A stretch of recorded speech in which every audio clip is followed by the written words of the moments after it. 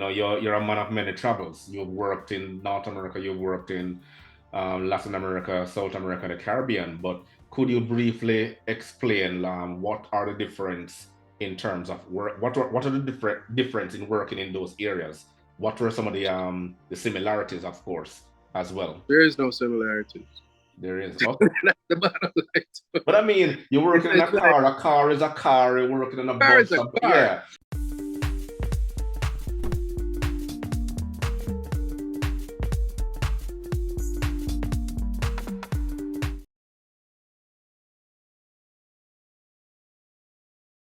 You have the flat rate system. You also have a percentage split, which works for the shop. Okay.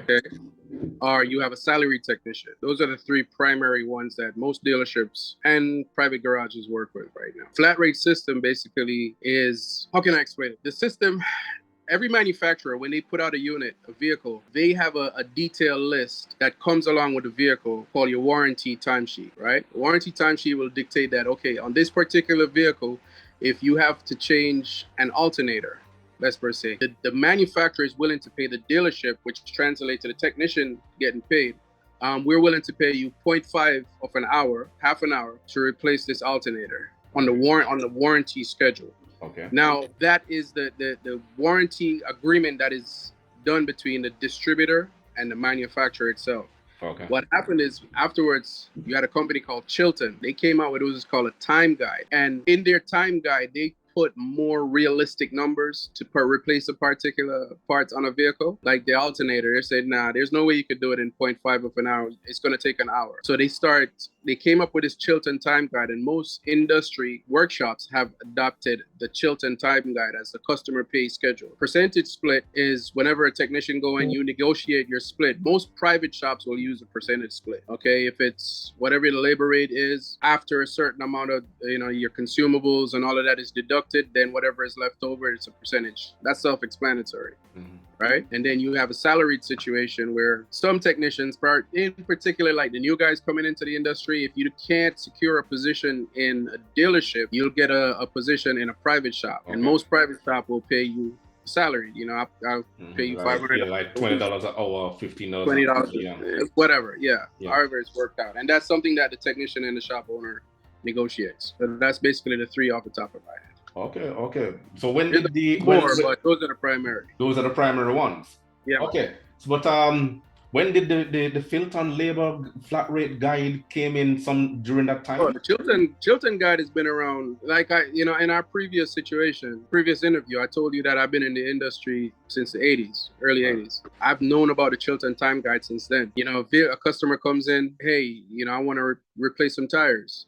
Mm-hmm. You give an estimate for the tires, and then you go to your Chilton time guide and flip to the page. Chilton time guide states that this is going to take 2 hours, an hour per tire, or half an hour per tire. I'll charge you 2 hours to do it. They basically came out with this guide also to kind of keep the industry fair across the board. Right. So if you go into a shop in Atlanta and then you go into a shop in New York, the only difference is supposed to be like the flat rate, the labor hours that the shop is charging the customer. So some shops will charge $50 an hour. Some might charge $60, but the time itself to actually do the work is supposed to stay the same across the board. Okay. And that has something to do with the variable time rate. The variable time rate is a little bit different. Okay. Variable time rate now applies to like technicians with experience as opposed to certain technicians. Like when I was in the dealership, there's certain jobs that would take certain guys all day to do it. I could do it in 4 hours. You understand what I'm saying? So what the workshop benefits a lot more by giving me, the technician who's faster, who's more savvy with what's going on with this car to repair it. The shop itself benefits more to giving me those jobs. Okay, yeah. You understand? They kind of negotiate a different pay scale for me because I know that, hey, this heavy line work, I don't want to do this. You got to make it worthwhile for me. So they'll give me a little stipend or something like that. Right. But also on the other end of it, on the variable time rate, there's certain jobs within the shop that is all gravy, an oil change, tune-ups, stuff like that. Yeah, a lot of mechanics go for the brake jobs, the small ones, faster. Yeah, exactly. But what they'll do is they'll tell you, okay, well, you can pay, but we're not going to pay you the full half an hour or whatever it is. You understand? We'll pay you 0.3 to do this. Or Right. so it's a little bit more in depth than that, but I'm just kind of giving you the generic explanation. Right, right, right. Yeah, thank you for that explanation. But with so much variables out there in terms of the pay structure and thing, why is it that, mechanics are no longer finding it fun to stay in the industry?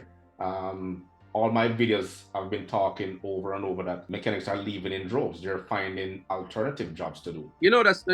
I've thought about this quite a bit. When I was in the industry full time, it was an experience to get up every day and go to work.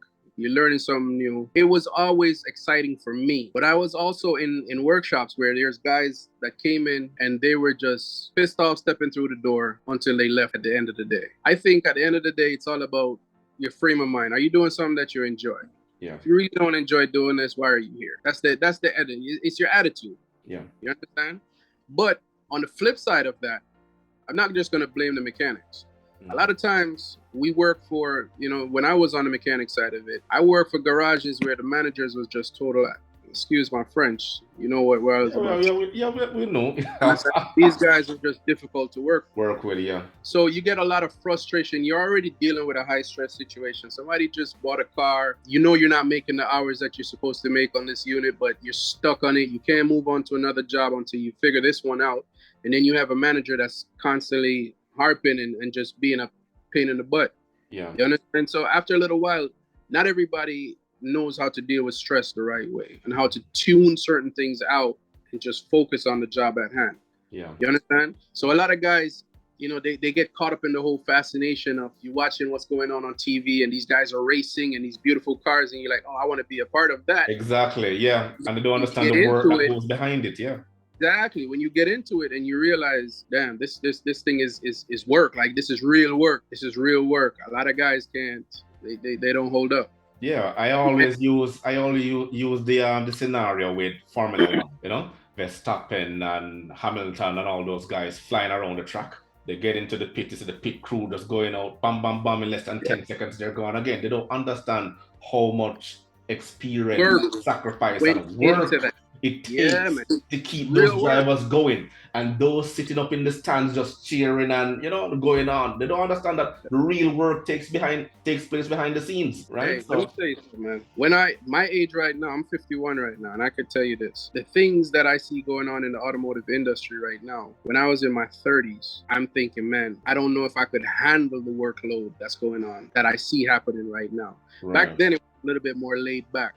You understand? Cars were basically not as complex. You didn't have to have that in-depth knowledge of a lot of electrical systems and all of that. You take out an ETM manual, you could teach your kid to read it in 2 hours. Yeah. You understand what I'm saying? Now, the systems, it is real work. Like you really got to sit down and absorb what is being, taught to you. So a lot of guys, they get caught up in the fascination. But when they get into the industry, they're like, oh man, I got to do all of this. I got to get recertified it's real work. And not everybody is cut out for it. Here in the Caribbean, there's an old saying that said the cream will always rise to the top. To the top, yeah. You understand? It's the guys who have the real passion, the guys who are in there and they would do it for free. Like they work a 10-hour day and then they go home and they work on cars at home. At home, yeah.